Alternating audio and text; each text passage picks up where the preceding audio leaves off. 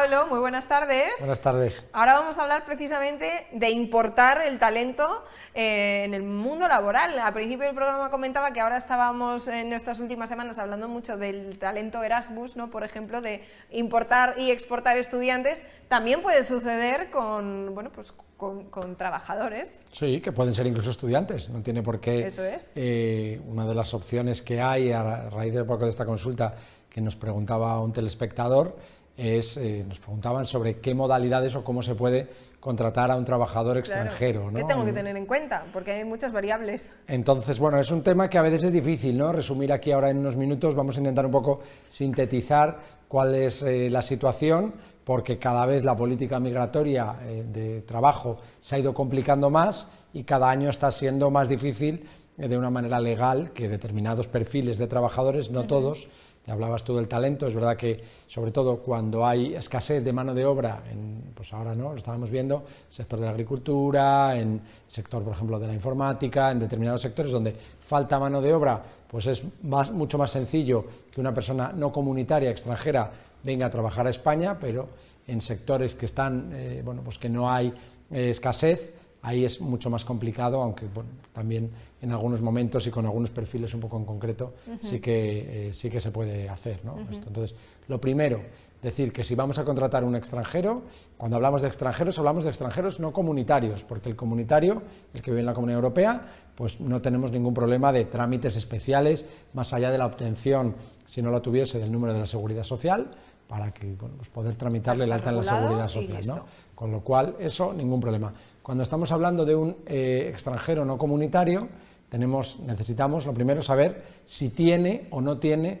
permiso de residencia y trabajo, porque si no lo tiene, las sanciones a las que se arriesga el empresario van desde los 10.000 euros hasta los 100.000 euros, es decir, que son cantidades muy elevadas, que además, en el caso de que se vea multiplicado por número de trabajadores, puede llevar incluso hasta la ruina. No, incluso a la consecución de un delito y por tanto con penas privativas de libertad por ser un delito. Es decir, que se puede considerar tráfico de personas cuando alguien tiene a varias personas sin documentación legal, sin permiso de residencia y trabajo, trabajando en un establecimiento o en el campo o donde sea. Esto puede ser incluso un delito, con lo cual, lo primero tenemos que verificar que tiene ese permiso de residencia y trabajo. En el caso, por ejemplo, de estudiantes, ¿no?, que comentabas antes, que tienen un permiso que les permite aquí, una tarjeta que les permite estudiar y que eso es compatible con el trabajo. Normalmente esto es por un periodo de hasta 3 meses, suelen ser permisos de residencia para estudiantes, para becas, en el que vienen pues, a hacer una estancia en la universidad y en ese tiempo, siempre que no le coincida con el calendario escolar, no hay ningún problema en que esta persona estudie y trabaje. Eso, hasta un periodo de 90 días normalmente es el que tienen los permisos de residencia. A partir de que se ha extinguido este permiso de estudiantes, el permiso de residencia para estudios, esa persona pasa a estar en situación ilegal, irregular, con lo cual, cuidado, hay que tener muy en cuenta el tema de las fechas de caducidad, porque igual, bueno, tiene una tarjeta, pero ya no está en vigor, ha quedado aquí por el motivo que sea, con permiso de turista, porque ha quedado 3 meses pues como un turista más, pero no podríamos darle de alta en la Seguridad Social como empleado. Si aparte de este permiso de estudios, aparte de los que no lo tienen, que lógicamente esos, como he dicho, no se les puede dar de alta, tenemos el permiso normal, el permiso de residencia y trabajo, que puede ser por cuenta propia, es decir, una persona que quiere montar un negocio y que por tanto está habilitado para eso, puede ser por cuenta ajena, para que sea empleado, como hemos hablado, de una empresa, y una vez que ya alguien tiene una duración de más de 5 años, este permiso ya pasa de ser temporal a ser permanente, es decir, que es el equivalente a que esta persona tuviese un DNI, tiene un número de identificación de extranjero con carácter permanente, en el que ya han pasado una serie de años y que pues ya puede operar con normalidad, porque los permisos temporales, volvemos a lo mismo, todos los años se tienen que renovar y en todos los años se tienen que dar las circunstancias para poder renovar esta autorización para seguir trabajando. Luego creo que también existe la posibilidad de quedarse ya de manera permanente, ¿no? Pero ha tenido que pasar por un periodo de 5 años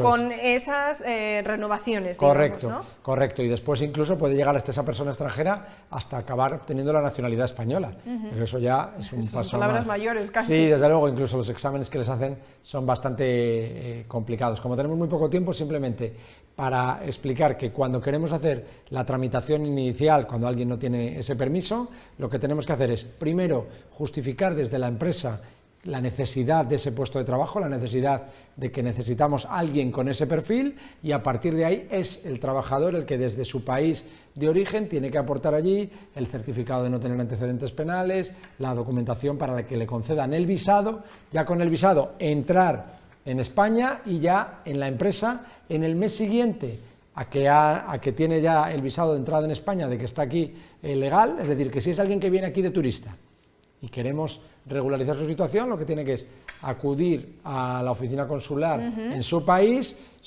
una vez que tenemos hecha aquí la oferta, acudir allí, solucionar los trámites desde allí y entrar aquí legalmente, porque es muy importante. Lo que no se puede hacer es legalizar a una persona que ha entrado de manera ilegal.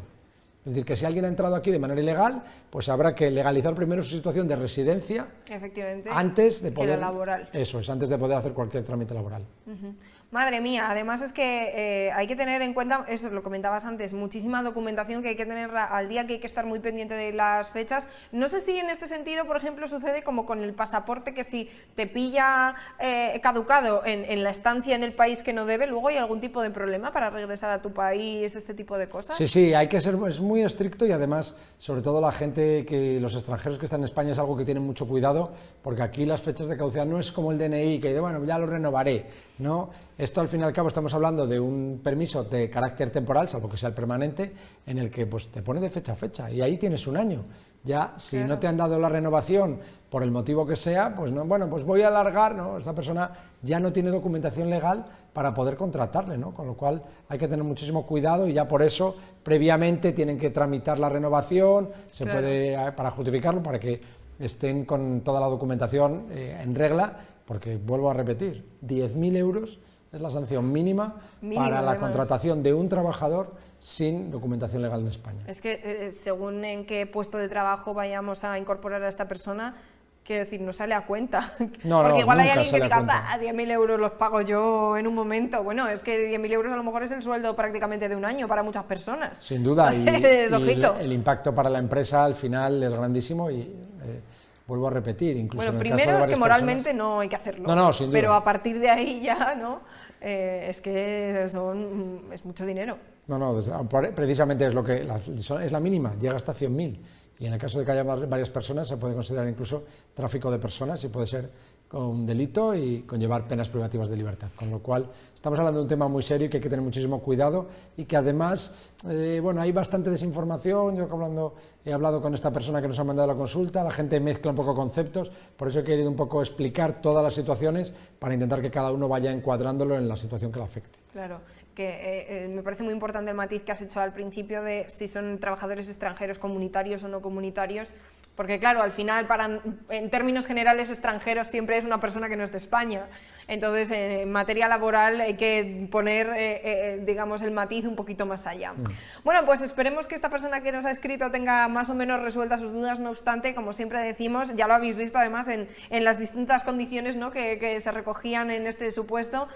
Cada circunstancia es muy diferente de la que pueda tener otra persona, otro trabajador, estudiante o no, temporal o no, que tenga ya su permiso de residencia o no. Entonces, que lo consulten con vosotros, que se asesoren, que vean a ver bien toda la documentación, todo lo que necesiten saber para evitar, oye, tener una situación irregular, que es lo que no queremos. Pablo, nos vemos en una semana. Aquí estaremos. Bueno, en realidad nos vemos en menos, es lo que te iba a decir, nos vemos el jueves en la presentación de la nueva temporada.